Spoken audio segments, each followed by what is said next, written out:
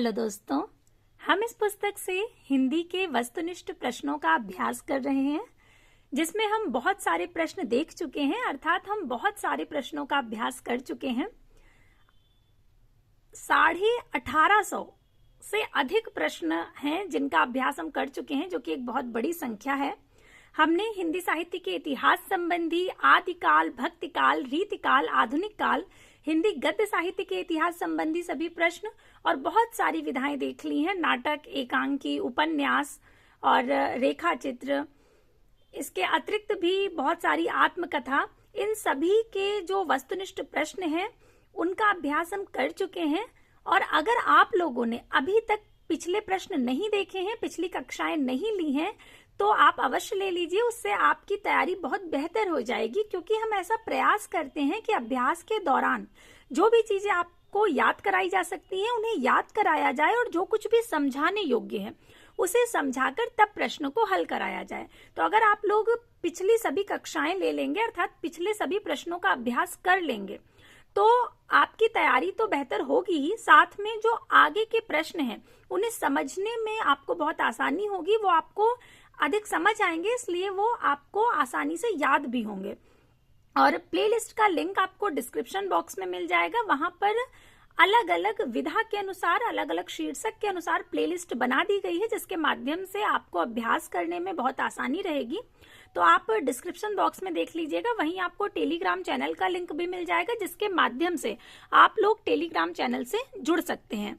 और आप हिंदी विषय से जुड़े हुए किसी भी एग्जाम की तैयारी कर रहे हो, अर्थात कोई भी ऐसी परीक्षा जिसमें हिंदी विषय से जुड़े हुए प्रश्न आते हैं, तो ये सभी प्रश्न आपके अभ्यास के लिए बहुत महत्वपूर्ण है।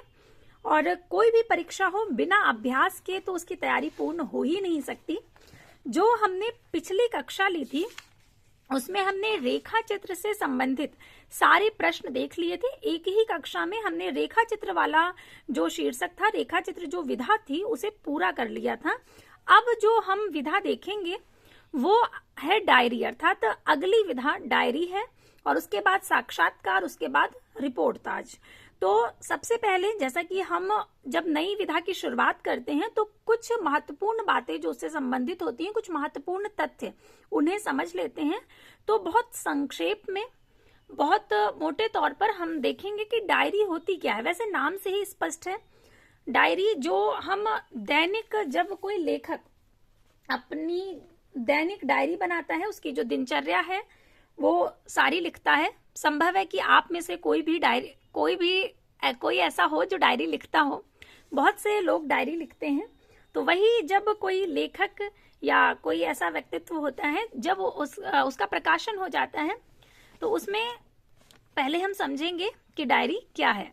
डायरी आत्मकथात्मक लेखन का एक रूप है। आत्मकथात्मक अर्थात अपने से जो कथन कहा जा रहा है, खुद जो व्यक्ति लिख रहा है, लेखन का एक रूप है। डायरी लेखक की गतिविधियों और विचारों का नियमित रूप से रखा जाने वाला रिकॉर्ड है।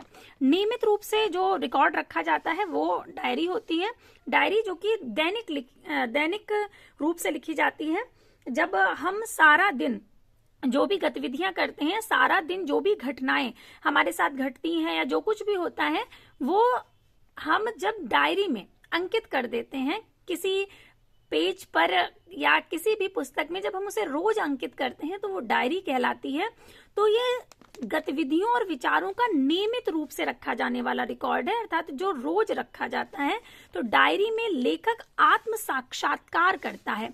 आत्म साक्षात्कार अर्थात तो वो स्वयं से मिलता है, तो आत्म साक्षात्कार है। जब हम अपनी घटनाओं को लिखते हैं तो सारी चीजें जो भी घटित होती हैं हम उस पर ध्यान देते हैं, और हम खुद से, हमारी एक मुलाकात जिसे आप कह सकते हैं, और अपने आप से संवाद करता है, खुद से बात करता है, जो कि बहुत महत्वपूर्ण है। हम दुनिया भर की चीजों में, दुनिया भर के झंझटों में जिसे सबसे ज्यादा नजरअंदाज करते हैं वो हम स्वयं होते हैं। और डायरी के माध्यम से क्या होता है, हम खुद से जुड़ पाते हैं, जो एक बहुत कह सकते हैं अनमोल क्षण होते हैं। तो ये आप समझ गए कि डायरी क्या है। और हिंदी में जो डायरी विधा का प्रवर्तन किया है वो श्रीराम शर्मा जी ने किया है। हिंदी में डायरी विधा के प्रवर्तक कौन कहलाते हैं? श्रीराम शर्मा। और उनकी सेवाग्राम की डायरी, नाम से प्रकाशित हुई थी 1946 ईस्वी में। तो जब प्रश्न ये बनता है कि हिंदी में डायरी विधा का प्रवर्तन किसने किया, तो श्रीराम शर्मा जी ने, और उनकी डायरी का क्या नाम है, सेवाग्राम की डायरी, जो कि 1946 ईस्वी में प्रकाशित हुई। हिंदी के कुछ प्रमुख डायरी लेखक और उनकी डायरी नीचे यहाँ पर दी गई हैं, बहुत ही थोड़े से हैं ये। तो जो भी इससे हमें एक शुरुआत हम इससे कर सकते हैं, जैसे घनश्याम दास बिड़ला की डायरी के पन्ने, और धीरेन्द्र वर्मा का मेरी कॉलेज डायरी बहुत प्रसिद्ध है, सियाराम शरण गुप्त की दैनिकी, और उपेंद्र नाथ अश्क की डायरी का नाम है ज्यादा अपनी और कम पराई। अभी हमें जो महत्वपूर्ण तथ्य याद रखने हैं, सबसे पहले आपको ये चीज याद रखनी है कि डायरी विधा का प्रवर्तन किसने किया है, तो श्रीराम शर्मा जी ने किया है। डायरी विधा के प्रवर्तक कौन माने जाते हैं, श्रीराम शर्मा जी माने जाते हैं, और उनकी डायरी का क्या नाम है, सेवाग्राम की डायरी। कब प्रकाशित हुई, 1946 ईस्वी में। ये कुछ महत्वपूर्ण बातें हैं। डायरी क्या है, डायरी कैसी आत्मविधा है, ये आप समझ ही गए हैं। कुछ महत्वपूर्ण डायरी और उनके लेखक हमने देख लिए हैं। अब हम डायरी जो विधा है उसके प्रश्नों की शुरुआत करेंगे, तो बहुत ध्यान से देखिएगा। पहला प्रश्न है कि मैं चाहता हूं साहित्य संबंधी धारणाएं वास्तविक साहित्य में विश्लेषण के आधार पर बनाई जाएं। ये पंक्तियां एक साहित्यिक की डायरी के किस प्रकरण से ली गई हैं। एक साहित्यिक की डायरी, ये जो रचना है ये गजानन माधव मुक्तिबोध जी की है, एक साहित्यिक की डायरी। उसमें कई प्रकरण हैं, जिसमें से एक प्रकरण है तीसरा क्षण, तो विकल्प सी सही होगा। ये जो कथन है, ये जो पंक्तियां हैं वहां से ली गई हैं। अन्य विकल्प है एक लंबी कविता का अंत, और कलाकार की व्यक्तिगत ईमानदारी, और एक मित्र की पत्नी का प्रश्न चिन्ह। मैं चाहता हूं कि साहित्य संबंधी धारणाएं वास्तविक साहित्य में विश्लेषण के आधार पर बनाई जाएं। ये पंक्तियां एक साहित्यिक की डायरी के तीसरा क्षण प्रकरण से ली गई हैं, और एक साहित्यिक की डायरी के लेखक गजानन माधव मुक्तिबोध हैं। फिर अगला प्रश्न है कि निम्नलिखित में से डायरी साहित्य कौन सा है। यहाँ पर 4 विकल्प दिए गए हैं और पूछा गया है कि इनमें से डायरी साहित्य कौन सा है। प्रवासी की डायरी, एक साहित्यिक की डायरी, दिल्ली मेरा परदेश, या ऋण जल और धन जल। तो यहाँ पर जो ऋण जल धन जल है ये डायरी नहीं है, ये रिपोर्टाज है। इसके विषय में आपको पहले भी बता चुके हैं, फणीश्वरनाथ रेणु जी का है। प्रवासी की डायरी, एक साहित्यिक की डायरी, दिल्ली मेरा परदेश, तीनों डायरी विधा है।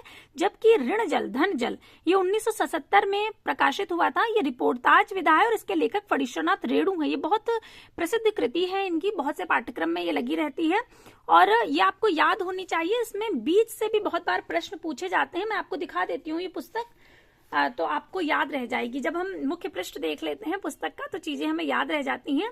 ये ऋण जल धन जल, ये है फणीश्वरनाथ रेणु जी की ये पुस्तक है। इसका देखिए कितना कुछ कह रहा है। इसके पृष्ठ पर अंकित जो चित्र है, बाढ़ में नाव चलाता हुआ एक व्यक्ति है।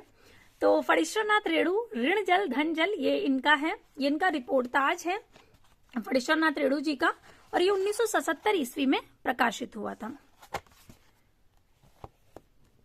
तो ये यहां पर ध्यान रखिएगा कि ये डायरी नहीं है, ये क्या है, रिपोर्टाज है। प्रवासी की डायरी ये हरिवंश राय बच्चन जी की है। एक साहित्यिक की डायरी गजानन माधव मुक्तिबोध जी की है, और दिल्ली मेरा परदेश रघुवीर सहाय जी की है। फिर अगला प्रश्न है कि मास्टर मनबोध की डायरी के रचयिता कौन है। डॉक्टर धीरेन्द्र वर्मा, डॉक्टर विवेकी राय, या डॉक्टर रामस्वरूप चतुर्वेदी, या डॉक्टर रमा सेन गुप्ता।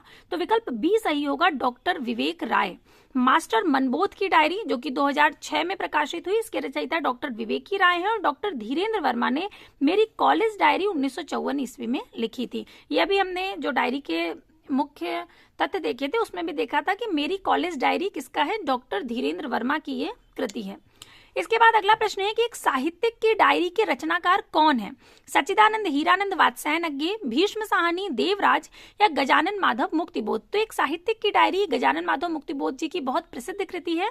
एक साहित्यिक की डायरी, डायरी विधा के रचनाकार गजानन माधव मुक्तिबोध हैं, और एक साहित्यिक की डायरी के पहले संस्करण की पांडुलिपि मार्च 1964 ईस्वी में भोपाल में मुक्तिबोध जी ने सौंपी थी, और यह पुस्तक भारतीय ज्ञानपीठ द्वारा 25 जून 2000 में प्रकाशित की गई थी।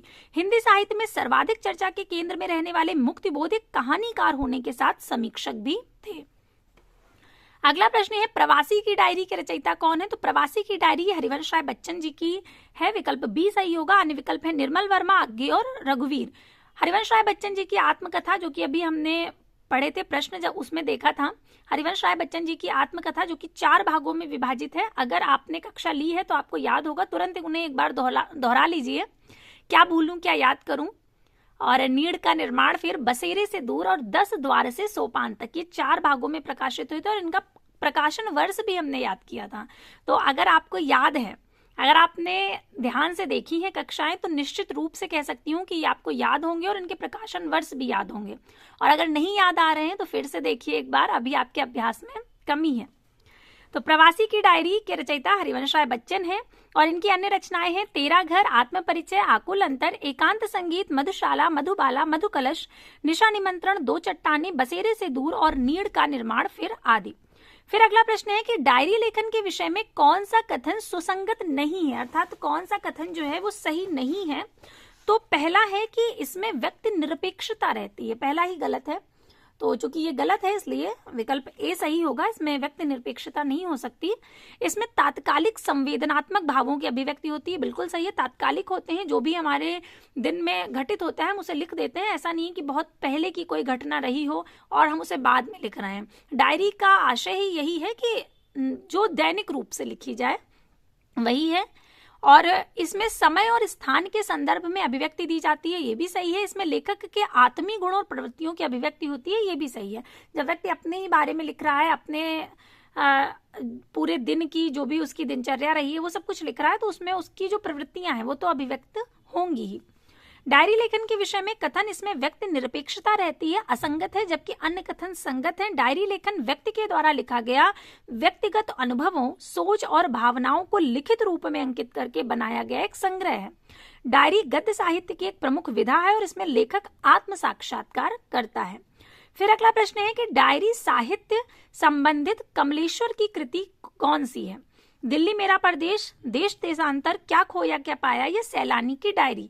तो विकल्प बी सही होगा, देश देशांतर। ये डायरी संबंधित कमलेश्वर की कृति है। देश देशांतर डायरी साहित्य से संबंधित कमलेश्वर की कृति देश देशांतर है और यह 1992 ईस्वी में लिखा गया। दिल्ली मेरा परदेश रघुवीर सहाय का है। क्या खोया क्या पाया ये श्री रामेश्वर टांटिया का है। सैलानी की डायरी राजेंद्र अवस्थी जी की है। अगला प्रश्न देखिए वही आ गया कि सैलानी की डायरी किसकी रचना है। तो सैलानी की डायरी राजेंद्र अवस्थी जी की है, विकल्प बी सही होगा। अन्य विकल्प हैं डॉक्टर देवराज, मुक्तिबोध और हरिवंश राय बच्चन।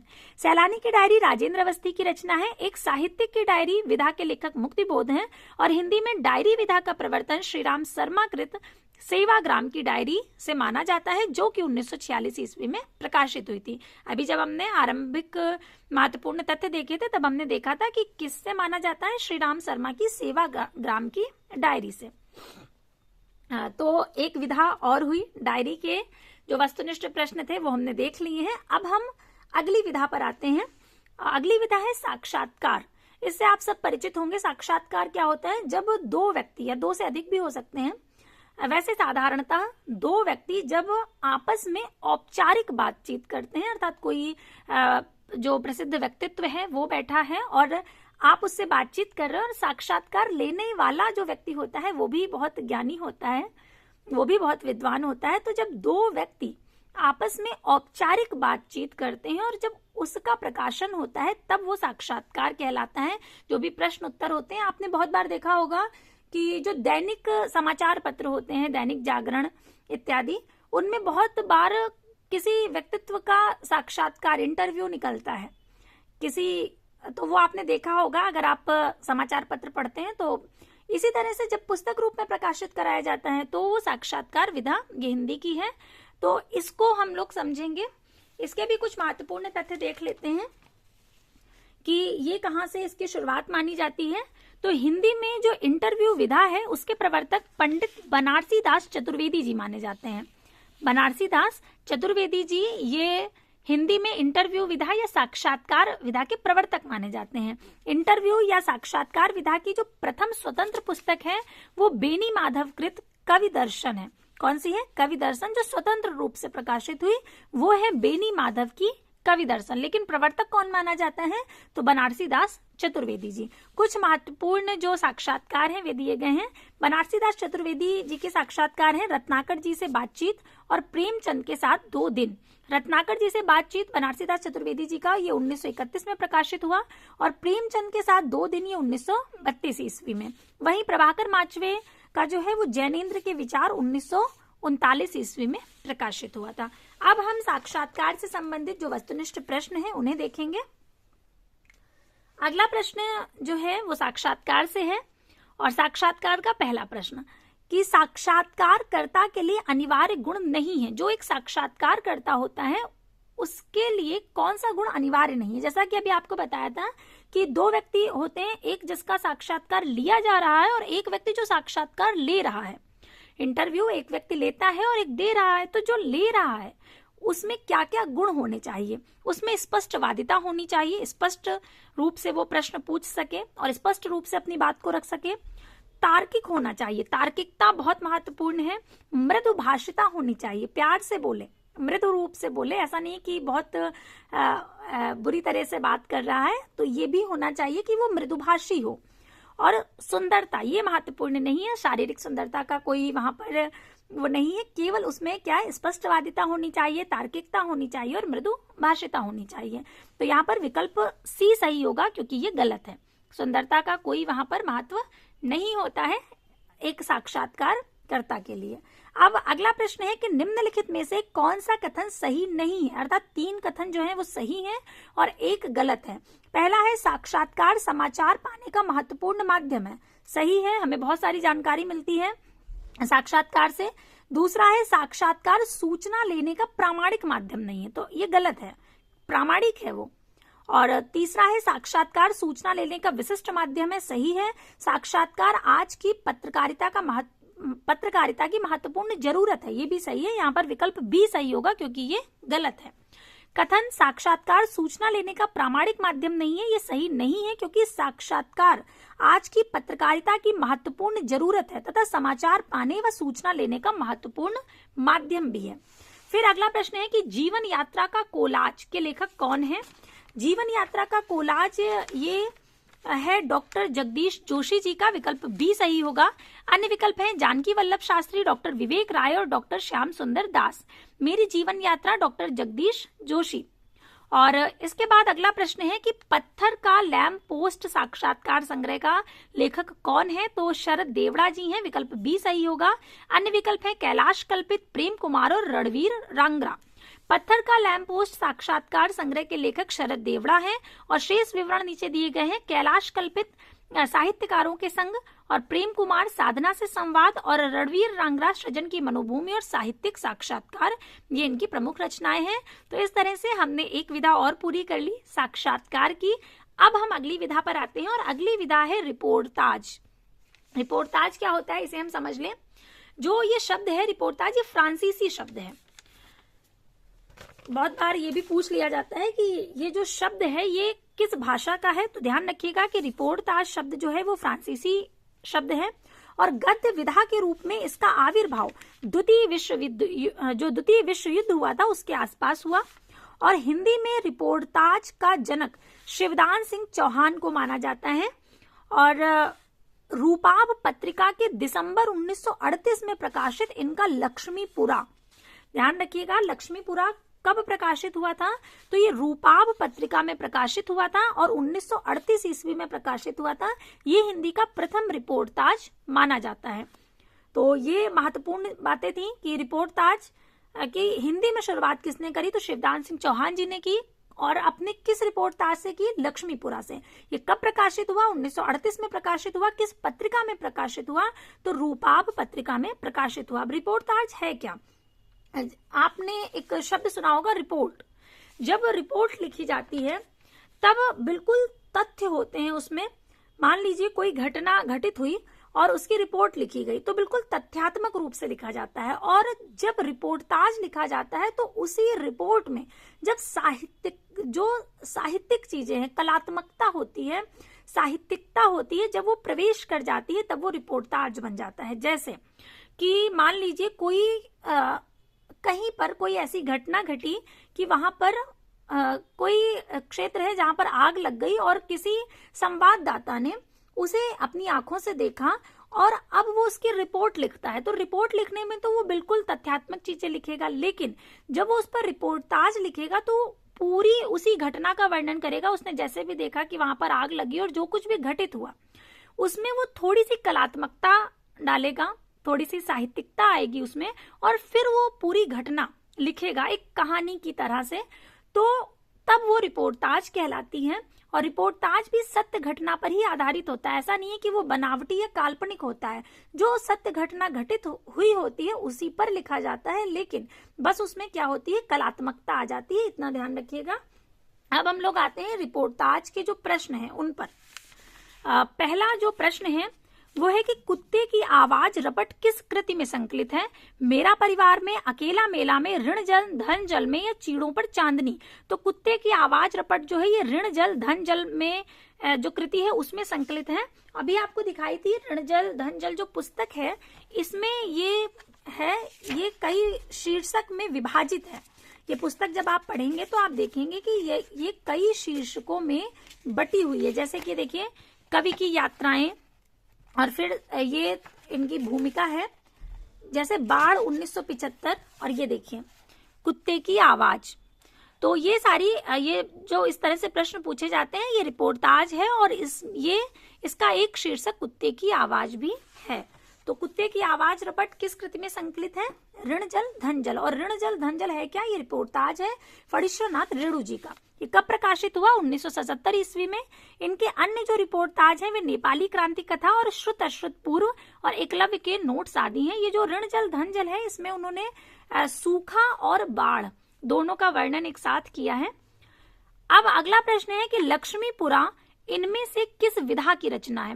रिपोर्टाज है, संस्मरण है, व्यंग है या रेखा चित्र है? तो लक्ष्मीपुरा अभी हमने देखा शिवदान सिंह चौहान जी का है, और इसी से रिपोर्टाज की शुरुआत मानी जाती है, क्योंकि शिवदान सिंह चौहान जी को ही माना जाता है कि इन्होंने हिंदी में इस विधा की शुरुआत करी। तो विकल्प ए सही होगा।